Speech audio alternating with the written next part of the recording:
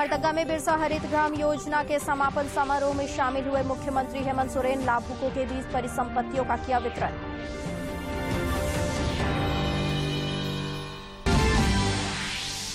झारखंड विधानसभा का मानसून सत्र 29 जुलाई से सत्र के सफल संचालन को लेकर विधानसभा अध्यक्ष ने दलीय नेताओं और अधिकारियों के साथ की बैठक।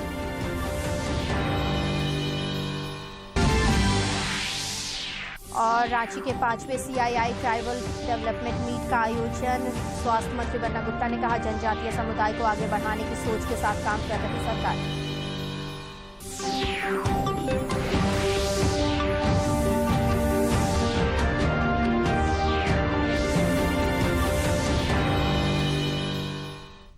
नमस्कार, खबरें झारखंड में आपका स्वागत है। मैं हूं मंजूषा भारद्वाज और अब समाचार विस्तार से।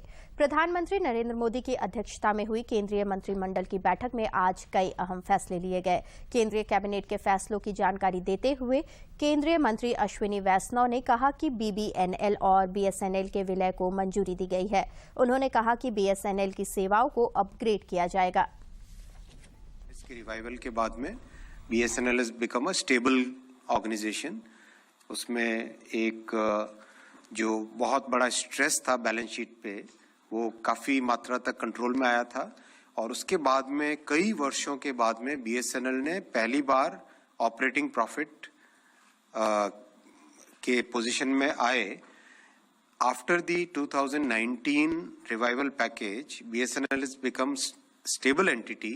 करीब 19,000 करोड़ का इसका रेवेन्यू अभी है और करीब 18,000 करोड़ का इसका ऑपरेटिंग एक्सपेंसेस है, यानी 1,000 करोड़ के आसपास का ऑपरेटिंग प्रॉफिट के लेवल पे आया। अब यहां से आगे इसको कैसे एक सस्टेनेबल एंटिटी बनाना है, कैसे एक वाइब्रेंट टेलीकॉम प्लेयर बनाना है, उसके लिए आज का पैकेज काम करेगा।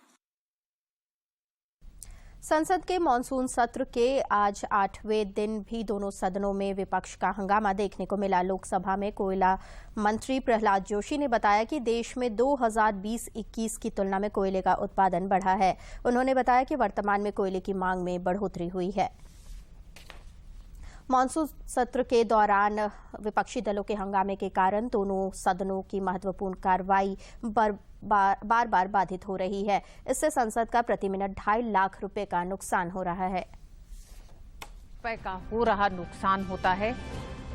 विपक्ष के हंगामे के चलते अब तक संसद में करोड़ों रुपयों का नुकसान हुआ है।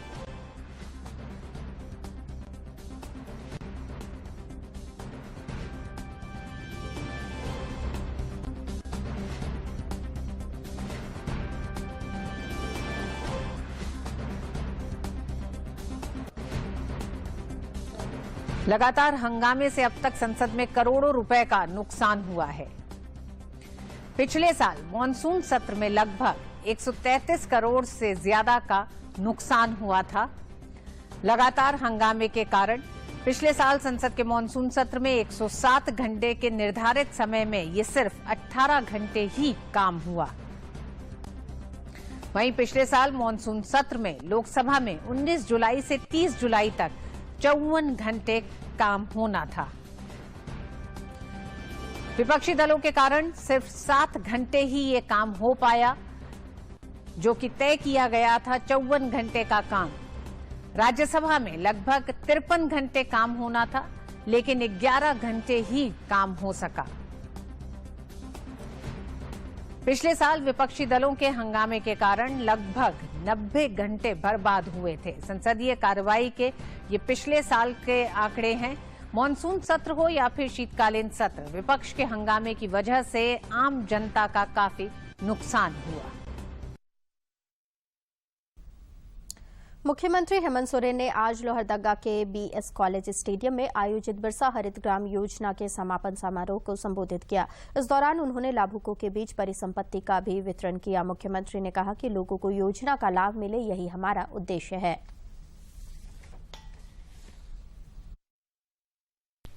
मुख्यमंत्री हेमंत सोरेन ने आज लोहरदगा के BS कॉलेज स्टेडियम में आयोजित बिरसा हरित ग्राम योजना समारोह को संबोधित करते हुए कहा कि ग्रामीणों को रोजगार उपलब्ध करना हमारी प्राथमिकता है। ग्रामीण स्तर में आप लोगों का बाजार उपलब्ध कराने का योजना बना रहे हैं और ये अब जमीन पे उतरेगा। बिरसा हरित ग्राम योजना, पोटो हो योजना, दीदी बाड़ी योजना, अनेकों ऐसी योजनाएं हैं। वहीं मुख्यमंत्री ने कहा कि सरकार कृषि को बढ़ावा देने के लिए कृत संकल्प है। ग्रामीणों को बाजार उपलब्ध कराया जा रहा है, बीज सिंचाई की व्यवस्था की जा रही है, फसल एवं उत्पादों के लिए कोल्ड स्टोरेज का भी निर्माण किया जा रहा है। आप लोगों के लिए कोल्ड रूम, कोल्ड स्टोरेज, बड़े बड़े हाथ की तैयारी हमारी प्राथमिकता है।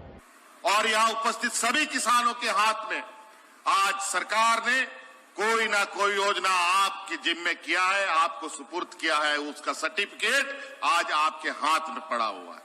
इस कार्यक्रम में मुख्यमंत्री हेमंत सोरेन के साथ वित्त मंत्री डॉक्टर रामेश्वर उरांव, ग्रामीण विकास मंत्री आलमगीर आलम, सांसद समेत कई अधिकारी भी मौजूद थे।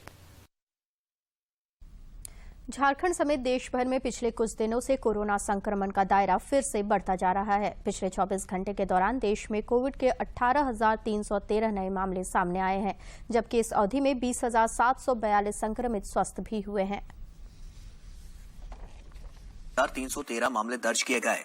वहीं पिछले 24 घंटों में 20,742 मरीज उपचार करवाकर स्वस्थ हो चुके हैं, जिसके बाद देश में रिकवरी रेट 98.47% हो गया है। वहीं साप्ताहिक पॉजिटिविटी रेट वर्तमान में 4.57% दर्ज किया गया। दैनिक पॉजिटिविटी रेट की अगर बात की जाए तो 4.31% दर्ज की गई है। इधर झारखंड में पिछले 24 घंटे के दौरान कोरोना के 171 नए मामले सामने आए हैं। इस दौरान 178 संक्रमित स्वस्थ भी हुए हैं। इसके साथ ही राज्य में सक्रिय मामलों की संख्या घटकर 1,128 रह गई है।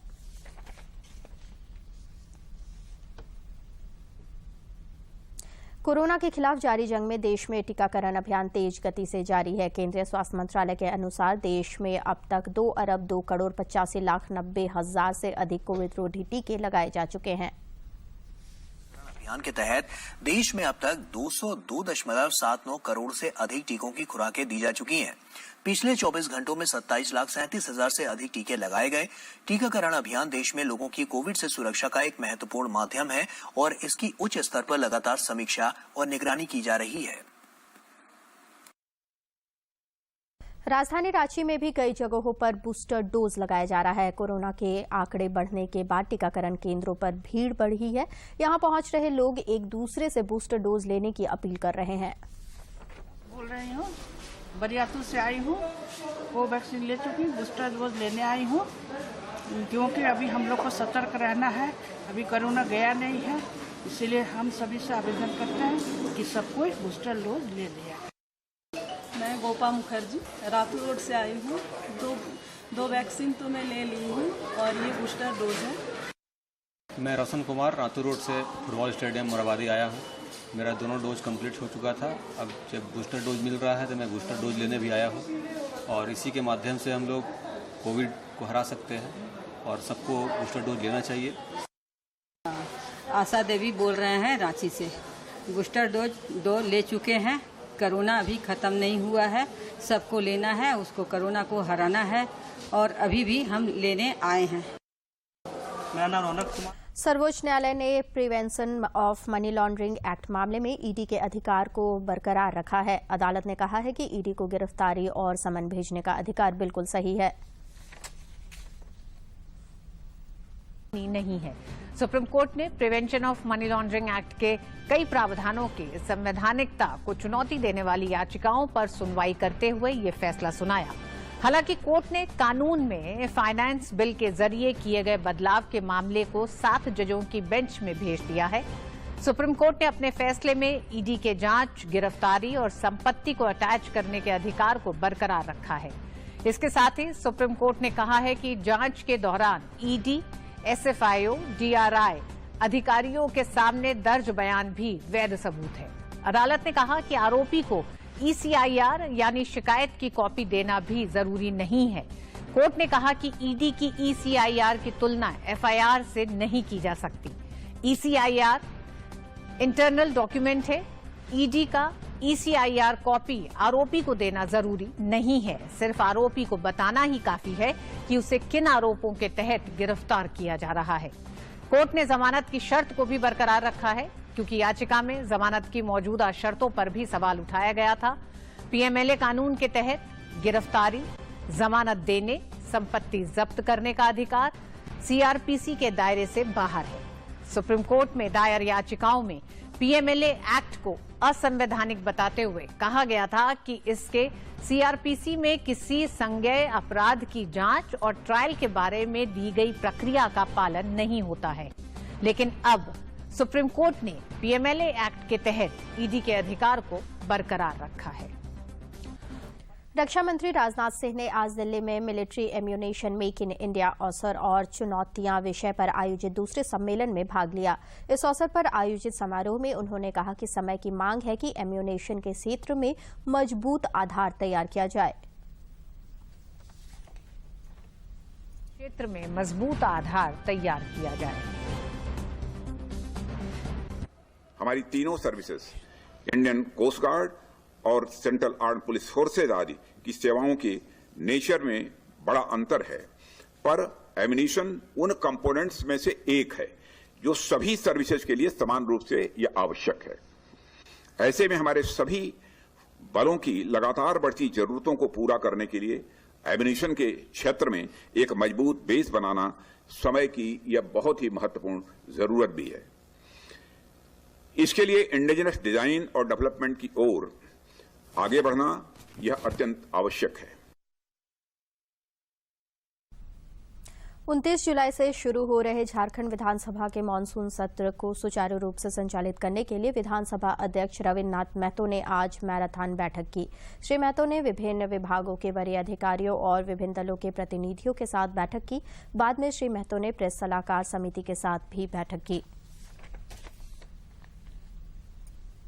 झारखंड हाईकोर्ट ने रांची के बड़ा घाघरा में बन रहे अपोलो अस्पताल की जमीन अतिक्रमण मामले की सुनवाई करते हुए रांची के तत्कालीन उपायुक्त छवि रंजन को जवाब दाखिल करने का निर्देश दिया है। हाईकोर्ट ने न्यायाधीश न्यायमूर्ति S चंद्रशेखर और न्यायमूर्ति रत्नाकर भेंगरा की खंडपीठ ने पूर्व उपायुक्त छवि रंजन को जवाब दाखिल करने के लिए 2 सप्ताह का समय दिया है। रांची में 5वां CII ट्राइबल डेवलपमेंट मीट का आयोजन किया गया, जिसे संबोधित करते हुए स्वास्थ्य मंत्री बन्ना गुप्ता ने कहा कि आदिवासियों को समझने के लिए उनकी सोच को समझना होगा। वे प्रकृति से जुड़े लोग हैं। ट्राइबल डेवलपमेंट मीट को संबोधित करते हुए स्वास्थ्य मंत्री बन्ना गुप्ता ने आदिवासियों को प्रकृति से जुड़ा बताया है। उन्होंने कहा है कि जनजातीय समुदाय को आगे बढ़ाने की सोच के साथ काम कर रही है सरकार। ट्राइबल को उसके उत्थान के लिए, उसके कल्चरल उत्थान, सामाजिक उत्थान और जो आदिवासी का जो मूल सिद्धांत है, जल जंगल जमीन, प्रकृति का प्रेम, पर्यावरण की रक्षा, मैं समझता हूँ ये सब चीज़ें बहुत ही आवश्यक है। और CIA जैसी इतनी बड़ी औद्योगिक संस्था यदि जवाबदेही और जिम्मेवारी के साथ लोगों के अंदर अवेयरनेस ला रही है तो ये एक अच्छी परंपरा है, अच्छी व्यवस्था है। मैं माननीय मुख्यमंत्री जी की तरफ से भी इनको बहुत बहुत बधाई देता हूँ। CII झारखंड के चेयरमैन तपस साहू ने कहा कि आज के दिन में जितने भी झारखंड के ट्राइबल कम्युनिटी के लोग हैं, उनको आगे बढ़ाने और प्रोत्साहन देने के लिए इस मीट का आयोजन किया गया है। तो ट्राइबल कॉन्क्लेव हमने कराया हुआ है, ये हमारा 5th एडिशन था झारखंड में। और इसका बेसिक महत्व जो है कि आज के दिन में हमारे जितने भी झारखंड में ट्राइबल कम्युनिटीज़ जो भी हैं, उनको कैसे अपलिफ्टमेंट हम लोग करें, उनको कैसे एक प्रोत्साहन दें, उनको एक कैसे प्लेटफॉर्म दें ताकि वो अपने से और आगे बढ़ पाएँ। वहीं विभिन्न जिलों से आए ट्राइबल कम्युनिटी के लोगों ने कहा कि CII से लाभ उठाकर हम लोग आज सशक्त हो रहे हैं और सरकार हमें हर संभव मदद कर रही है। कि CII फाउंडेशन से हमको बहुत कुछ फायदा मिला है। CII फाउंडेशन से जुड़ करके हमको बहुत सारे मदद मिला है। जैसे कि हम टाटा स्टील से फंड लेकर के सिंचाई तालाब का निर्माण किए हैं। जैसे कि बारिश का पानी बह के निकल जाता है, वो पानी को स्टॉक करके मछली पालन, बतख पालन और किसानों को आजीविका बढ़ाने के लिए मैं सब्जी और फलदार पौधा लगाने का भी मैं प्रोग्राम चला रही हूँ। आउटकम वर्क को देखते हुए टाटा स्टील ने हमें सोशल एंटरप्रेन्योरशिप और ट्रैवल लीडरशिप प्रोग्राम 2018 में हम लोग को वहाँ जाने का मौका मिला। जागृति यात्रा होता है एक सोशल एंटरप्रेन्योरशिप, वहाँ जाने का हम लोग को मौका मिला। झारखंड जैसे आदिवासी बहुल राज्य में इस तरह के कार्यक्रम समाज को विकसित करने और उन्हें दिशा दिखाने का काम करती है। रांची से सरिता की रिपोर्ट। चतरा जिले में आज नवनिर्वाचित पंचायत प्रतिनिधियों का एक दिवसीय प्रशिक्षण सह कार्यशाला का आयोजन किया गया। इस अवसर पर मौजूद राज्य के श्रम मंत्री सत्यानंद भोक्ता ने नवनिर्वाचित पंचायत प्रतिनिधियों को विभिन्न योजनाओं की जानकारी दी, साथ ही उन्हें शुभकामनाएं और बधाई दी। इस अवसर पर उपायुक्त अब्बू इब्राहिम समेत कई पदाधिकारी मौजूद थे। राजधानी रांची समेत राज्य के कई हिस्सों में पिछले 24 घंटे के दौरान हल्के से मध्यम दर्जे की बारिश दर्ज की गई। रांची स्थित मौसम विज्ञान केंद्र के पूर्वानुमान के अनुसार रांची सहित राज्य के कई इलाकों में कल भारी बारिश की संभावना जताई गई है। इस बीच प्रदेश भाजपा अध्यक्ष दीपक प्रकाश ने अविलंब राज्य को सूखाग्रस्त घोषित करने की मांग की है। 31 लगभग सभी स्थानों पर राज्य में हल्के से मध्यम दर्जे की बारिश देखने को मिली। चेतावनी की बात करें तो थंडरस्टॉर्म और लाइटनिंग की चेतावनी अभी आने वाले 5 दिन में है और लोगों को सतर्क रहने की, सावधान रहने की सलाह दी जाती है कि अभी गर्जन और वज्रपात से अपनी सुरक्षा करें। और 28 तारीख में राज्य के उत्तर पूर्वी भाग में एक आध जगह पे भारी बारिश की संभावना जताई जा रही है और खासकर जो संथाल के जो इलाके हो गए वो जो बंगाल से सटते हैं उनमें एक आध जगह पे भारी बारिश आपको देखने को।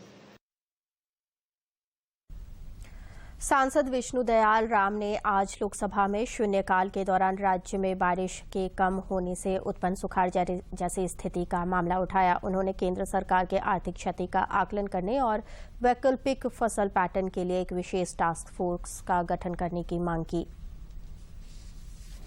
महोदय, आप जैसा कि जानते हैं कि दुनिया के साथ साथ भारत में भी वर्षा का पैटर्न बदल रहा है। महोदय, झारखंड राज्य तो यूँ भी ड्रॉट प्रोन राज्य में से रहा है और जिस संसदीय क्षेत्र का मैं प्रतिनिधित्व करता हूँ वो तो रेन शैडो एरिया में आता है। वहाँ पर हर अल्टरनेट ईयर में सुखाड़ या अकाल जैसी स्थिति रहती है। चालू वर्ष में हमारे क्षेत्र में भारी कमी हुई है वर्षा की और जून और जुलाई के महीने में झारखंड में क्रमशः 154.4 मिलीमीटर और 344.7 मिलीमीटर ही वर्षा हुई है, जबकि गत वर्ष इस जून और जुलाई महीने में इससे कहीं ज़्यादा कम वर्षा हुई थी। जुलाई 2022 में 23 जिलों में से बारिश बहुत कम हुई है। झारखंड के विशेषकर 5 जिले पलामू, गढ़वा, गोड्डा, साहबगंज और पाकुड़ में इस दौरान बिल्कुल वर्षा नहीं हुई है। इससे राज्य के किसानों को भारी नुकसान हुआ है।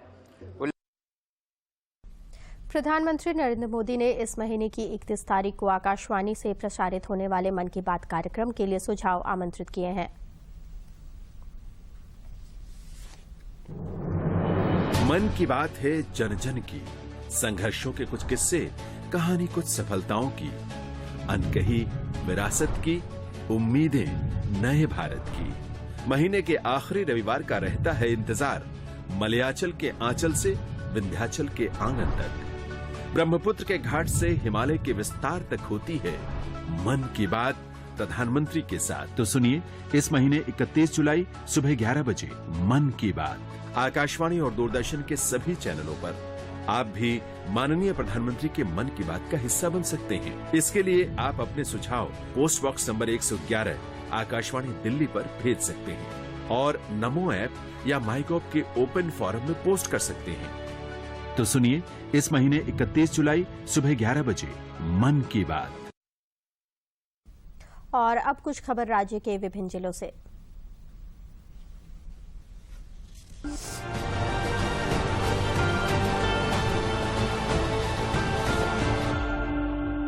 गढ़वा जिला उपायुक्त ने आज जिला मुख्यालय में सुखाड़ से निपटने के लिए समीक्षा बैठक की। इस दौरान उन्होंने बीडीओ, सीओ एवं प्रखंड कृषि पदाधिकारियों को फसल राहत योजना के प्रचार प्रसार व सुखाड़ सदृश परिस्थितियों में खेती करते समय कौन से फसलों का एवं किन वैरायटी का चयन करना चाहिए, इसकी जानकारी देने के लिए हर पंचायत में शिविर लगाने के निर्देश दिए। 28 जुलाई को जिला एवं सत्र न्यायाधीश 8 उत्तम आनंद की पुण्यतिथि के दिन ही उनके हत्याकांड में फैसला आएगा। धनबाद के सीबीआई के विशेष न्यायाधीश रजनीकांत पाठक की अदालत ने सुनवाई के बाद 28 जुलाई 2022 की तारीख जजमेंट के लिए निर्धारित की है। गौरतलब है कि पिछले साल 28 जुलाई को ही न्यायाधीश उत्तम आनंद को मॉर्निंग वॉक के दौरान ऑटो रिक्शा से कुचलकर मार दिया गया था। झारखंड हाईकोर्ट ने गलत शपथ पत्र दाखिल करने के कारण निलंबित किए गए रांची के पार्षद वेद प्रकाश सिंह को राहत दी है। हाईकोर्ट के न्यायमूर्ति राजेश शंकर की कोर्ट ने निलंबित किए गए पार्षद वेद प्रकाश सिंह को हटाए जाने से संबंधित आदेश को निरस्त कर दिया। झारखंड के गढ़वा शहर के टंडवा मोहल्ले में मंकी पॉक्स के जैसे लक्षण की संभावना मिलने के बाद इसे लेकर स्वास्थ्य विभाग सतर्क हो गया है। विदेशों से आने वाले लोगों की मॉनिटरिंग का आदेश दिया गया है। धनबाद के बीसीसीएल के वरोरा एरिया में बंद पड़ी डेको आउटसोर्सिंग खदान में कोयला निकालने के दौरान चाल धंसने से एक मजदूर की दबकर मौत हो गई। वहीं 4 लोगों के घायल होने की सूचना है। देवघर श्रावणी मेले के अवसर पर देवतुल श्रद्धालुओं को गर्मी से निजात दिलाने हेतु कांवरिया पथ पर इंद्रवर्षा की व्यवस्था सुनिश्चित की गई है, ताकि नमी बनी रहे और श्रद्धालुओं को पैदल चलने में सुगमता का एहसास होते रहे। हजारीबाग में 1 अगस्त से सुब्रतो कप फुटबॉल टूर्नामेंट की शुरुआत होगी। करजन ग्राउंड मैदान में शुरू हो रहे इस टूर्नामेंट में 7 जिलों से 21 टीमों के खिलाड़ी हिस्सा लेंगे, जिसमें से 2 विजयी टीमों का चयन राज्य स्तर पर होगा। फॉरेस्ट ऑफिसर्स वाइव्स एसोसिएशन की ओर से रांची के संत माइकल ब्लाइंड स्कूल में वन महोत्सव का आयोजन किया गया। मौके पर विद्यालय परिसर में सदस्यों की ओर से आम, लीची एवं अन्य फलदार पौधे लगाए गए। वहीं बच्चों ने सांस्कृतिक कार्यक्रम भी प्रस्तुत किए। पूर्वी सिंहभूम जिले के घाटशिला अनुमंडल के बहरागोड़ा प्रखंड से 13 किलोमीटर दूर चित्रेश्वर धाम को कोल्हान प्रमंडल का बाबा धाम कहा जाता है। यहाँ भगवान भोलेनाथ की खंडित शिवलिंग है। सावन में लाखों की संख्या में श्रद्धालु यहाँ पूजा अर्चना करते और जल चढ़ाते हैं।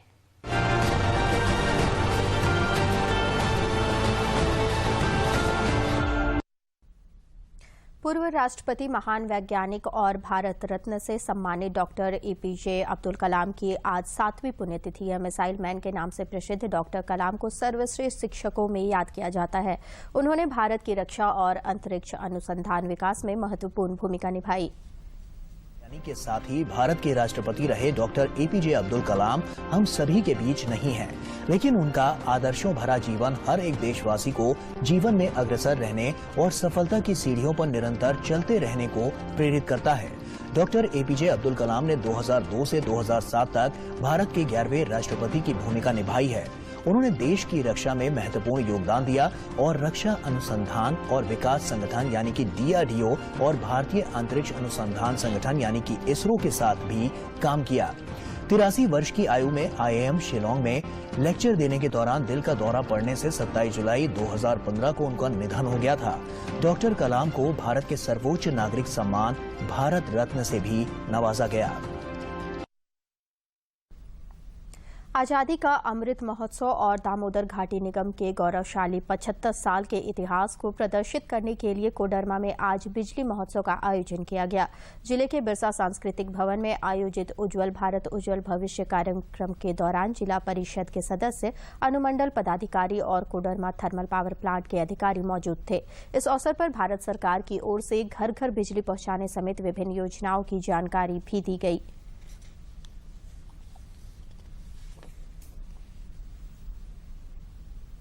भारत साल 2025 में होने जा रहे महिला 1 दिवसीय क्रिकेट कप की मेजबानी करेगा। बर्मिंघम में अंतर्राष्ट्रीय क्रिकेट काउंसिल ICC की बैठक में भारत ने सफलतापूर्वक बोली लगाकर यह मेजबानी हासिल की। राष्ट्रीय क्रिकेट परिषद की बैठक में भारत ने सफलतापूर्वक बोली लगाकर यह मेजबानी हासिल की। बैठक में 5 साल का भविष्य दौरा कार्यक्रम भी तय किया गया। महिलाओं का T20 विश्व कप 2024 बांग्लादेश और 2026 में इंग्लैंड में होगा।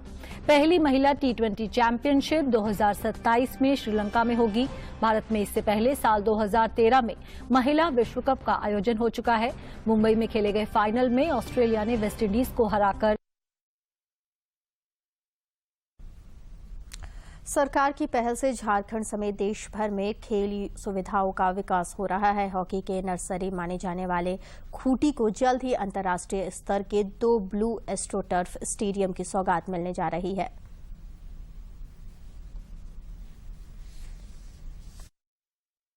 महान हॉकी खिलाड़ी जयपाल सिंह मुंडा, जिनकी अगुवाई में साल 1928 में भारत ने ओलंपिक में पहला स्वर्ण पदक प्राप्त किया था, उनकी जन्मस्थली खूंटी को हॉकी के नर्सरी की संज्ञा दी जाती है। खूंटी और इसके आसपास के जनजातीय बहुल इलाके में हॉकी के अभ्यास के लिए कोई खास ढांचागत संरचना मौजूद नहीं है। फिर भी यहाँ के लोगों के दिल में हॉकी बसता है और यह खेल उनके लिए एक जुनून है।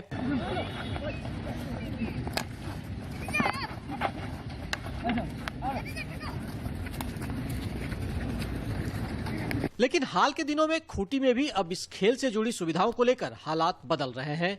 यहाँ खिलाड़ियों के लिए एक नहीं बल्कि 2 ब्लू एस्ट्रोटर्फ जल्द ही उपलब्ध होने वाले हैं। एसएस हाई स्कूल ग्राउंड में एक ब्लू एस्ट्रोटर्फ बनकर तैयार है, जबकि दूसरा एस्ट्रोटर्फ बिरसा कॉलेज ग्राउंड में इस वर्ष के अंत तक तैयार हो जाएगा। 2 ब्लू एस्ट्रोटर्फ हॉकी स्टेडियम भी बना लिया गया। छोटे से निर्माण का ऑलमोस्ट पूरा हो गया है, जहाँ पर जो चीजें जिसको और हम लोग अच्छा कर सकते हैं उसके अच्छा करने के लिए स्किल्स वगैरह सीएम ली गई है। हॉकी के इस नर्सरी को बढ़ावा देने में प्रशासन ने भी मशक्कत शुरू कर दी है। जिले के सभी प्रखंडों में हॉकी स्टेडियम तैयार करने की रूपरेखा बनाई गई है ताकि खिलाड़ियों को बेहतर माहौल मिल सके। इसके अलावा हर एक प्रखंड मुख्यालय में हॉकी स्टेडियम ब्लॉक स्तरीय बनाया जाएगा, जिसकी अनुशंसा प्राप्त हो गई है और उसको हमने टेंडर के प्रोसेस में डाल दिया है। ओलंपियन जयपाल सिंह मुंडा की जन्मस्थली खूंटी में अंतर्राष्ट्रीय स्तर का ब्लू एस्ट्रोटर्फ स्टेडियम बनवाने में हॉकी कोच दशरथ महतो की भूमिका भी अहम रही है। ये वो शख्स हैं जिन्होंने दर्जनों राष्ट्रीय और अंतर्राष्ट्रीय खिलाड़ियों को हॉकी का हुनर सिखाया है। पहला ब्लू टर्फ लग गया एसएस हाई स्कूल में और ये दूसरा ब्लू टर्फ लग रहा है जो 90% काम हो चुका है। तो मैं बहुत खुशी जाहिर कर रहा हूँ कि हम 2023 में यहाँ पर नेशनल टूर्नामेंट हॉकी इंडिया से लेंगे और यहाँ टूर्नामेंट कराएंगे। ये किसी एयरपोर्ट का रनवे नहीं है, बल्कि ये झारखंड के खूंटी में एस्ट्रोटर्फ स्टेडियम बन रहा है, जो ब्लू एस्ट्रोटर्फ स्टेडियम होगा। और झारखंड में ऐसे पहली बार 2 स्टेडियम बनकर तैयार होने जा रहे हैं और इसका ये फायदा होगा कि झारखंड में अब राष्ट्रीय और अंतर्राष्ट्रीय हॉकी मैचेज हो सकेंगे। खूंटी में बन रहा यह ब्लू एस्ट्रोटर्फ स्टेडियम सभी आधुनिक सुविधाओं से लैस है। यहाँ मस्क लाइट है, पवेलियन है और खिलाड़ियों के रहने के लिए आवास भी बनाया गया है। यहाँ कार्य में लगे इंजीनियरों का कहना है कि यह स्टेडियम इंटरनेशनल स्टैंडर्ड का होगा। ये सेकेंड ग्राउंड है झारखंड में, जो यहाँ पे भी हम अभी एस्ट्रोटर्फ का काम स्टार्ट करने वाले हैं, जो प्रोबेबली अगस्त तक आपका फाइनल हो जाएगा। इसके पहले हमने बहुत सारे इंटरनेशनल ग्राउंड बनाए हैं आउट ऑफ इंडिया, प्लस हमने कुछ हॉकी के स्टेडियम्स बनाए हैं नासिक में, महाराष्ट्र पुलिस एकेडमी में। खूंटी को जल्द ही अंतर्राष्ट्रीय स्तर के 2 ब्लू एस्ट्रोटर्फ स्टेडियम की सौगात मिलने जा रही है, जो खिलाड़ियों के साथ ही खेल प्रशंसकों के लिए भी सुखद समाचार है। ये झारखंड का पहला ब्लू एस्ट्रोटर्फ हॉकी स्टेडियम है, जो बनकर लगभग तैयार है। और यहाँ ये जो खूंटी कहा जाता है और सिमडेगा की हॉकी का नर्सरी है, वहाँ पर इस तरह का झारखंड का पहला स्टेडियम बनकर तैयार हुआ है। और अब उम्मीद की जानी चाहिए कि यहाँ पर राष्ट्रीय और अंतर्राष्ट्रीय मुकाबले भी हॉकी के देखने को मिलेंगे। अपने सहयोगी ज्योत्सना और प्रताप के साथ मैं दिवाकर कुमार, दूरदर्शन समाचार, खूंटी। और अंत में मुख्य समाचार एक बार फिर। केंद्रीय कैबिनेट ने बीएसएनएल के पुनरुद्धार को दी मंजूरी। बीबीएनएल और बीएसएनएल का होगा विलय। बीएसएनएल की सेवाओं को अपग्रेड भी करने का निर्णय। लोहरदगा में बिरसा हरित ग्राम योजना के समापन समारोह में शामिल हुए मुख्यमंत्री हेमंत सोरेन। लाभुकों के बीच परिसंपत्तियों का किया वितरण।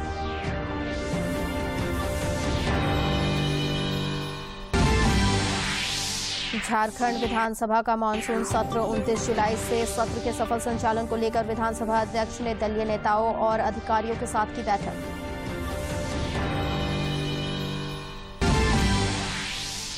और रांची में 5वें CII ट्राइबल डेवलपमेंट मीट का आयोजन। स्वास्थ्य मंत्री बन्ना गुप्ता ने कहा, जनजातीय समुदाय को आगे बढ़ाने की सोच के साथ काम कर रही सरकार।